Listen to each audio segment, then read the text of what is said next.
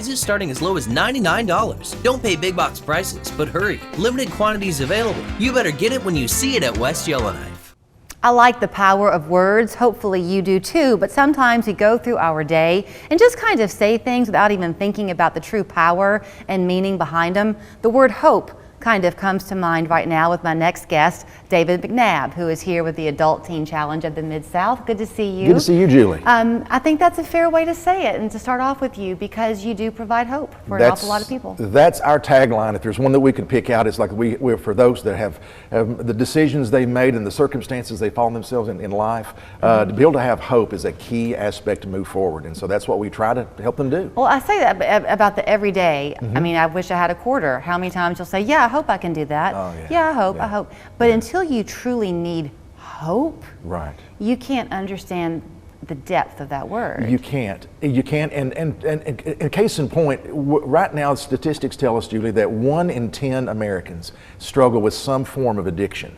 That's a lot of folks. That's a lot of people. And just in the Tennessee Valley, I mean, that would, if those statistics are true, that means about 42,000 of our friends and neighbors are struggling with some form of addiction. And in many cases, it kind of manifests itself in not having hope due to circumstances of life or whatever that may be. And the big thing is, what do you do to try to find help from it? Well, right, and that we kind of seem to have this theme going on a little bit with some of my guests today about what is the root cause of something. Yes. And maybe for each person that root cause is different. But an awful lot of times, David, isn't it because you just don't feel connected? There is that, and you know, and we've talked about, you know, we're an adult ministry, ages 18 to 50, but we've had folks that have said, you know, that they took their first drink. They can remember. I remember just a few weeks ago, we had someone on our campus that made the comment. I can remember having my first drink when I was 4 years old. What?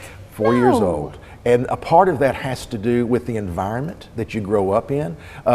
We have folks, guys and girls on our campus that have they've had childhood trauma.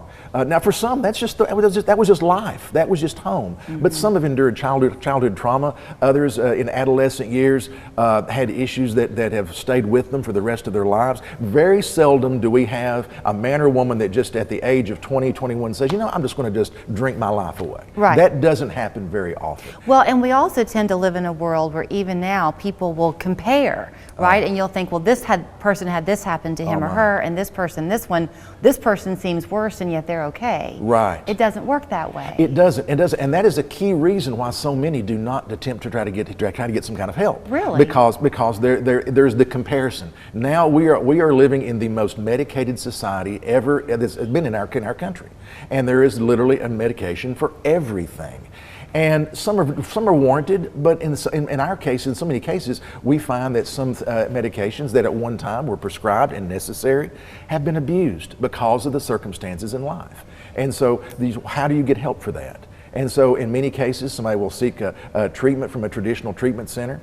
In many cases, those results are up to 80% relapse. In fact, some treatment centers, in their effort to try to save lives, will even provide classes to help you overdose safely. Now, wait, will you say that one more time? I was afraid you were going to say that. Yes, I will. In some situations, because we become so accustomed to the overdose scenario. We have one young lady on our campus just last week told me that before she came into our program, she overdosed up to 60 times the year before. So I didn't even know it was possible. So you're saying that there are programs out there that are kind of going with the idea that you're going to do it. We may as well teach you how to do it safely. That's correct. Like in our society now, in some states, you know, they're talking about these safe shooting zones, to where you can go and you can be like watched over by someone that will actually help you. I have not heard of that either. Oh, it's the saddest thing. But I understand it. I get it, because overdose has become so prevalent with the introduction of fentanyl and all the stuff that's going on. Overdose has become so prevalent, is that we're just trying to make sure that if it's going to happen, so how can we do it and provide and try to attempt to save save their lives. You I and get I- the premise, but it doesn't make sense. You and I always talk a long time, and I have 2 minutes left. So let me ask you something to get to the point of what you do. Yes. I have a very good friend in town. Yes. Our kids are about the same age. We were talking mom to mom recently, and she said, you know, the thing is, as much as you're wanting to step in and fix it, Right. you can't feel for your child. Oh, my. You have to let her feel it Right. in order for her to own it and find her way out. Right. Is that kind of what this is for you and what y'all do at Teen Challenge, that they have to feel it? We do. The idea, they come into us, you know, from various kinds of external circumstances. It could be the weather, it could be the judge, it could be whatever the circumstances may be. But when they come through our program for 12 months, they have up to an 86% chance of living the rest of their lives sober and substance free. Our relapse rate are currently 1/6 the rate of the national average. So our guys and girls who finish our 12 months are 4 times more likely to live sober and substance free for the rest of their lives. And it's through an introduction to a new way of living, a new way of processing, but it's an introduction to Jesus Christ. That's the basis of everything that we do. And they have to do it. They have to do it. So with the 30 seconds I have left, Yes. if people are watching and Yes. they want to make a call on their own, fine. But if Yes. you're the family member or friend of somebody, Yes. can they at least call and get some Absolutely. information from you? Julian, when you talk about hope, one of the most hopeless people I've ever met is not the addict, but it's the person that loves them. Correct. And so our phone is available for anybody that's looking for hope. Then here's the number, Yes. 756-5558. You can also go online, tcmidsouth.org. David, thank you always. you. If you're a Medicare beneficiary and live in the area, call now to see how this little card could get you some big benefits, including money added back to your Social Security check.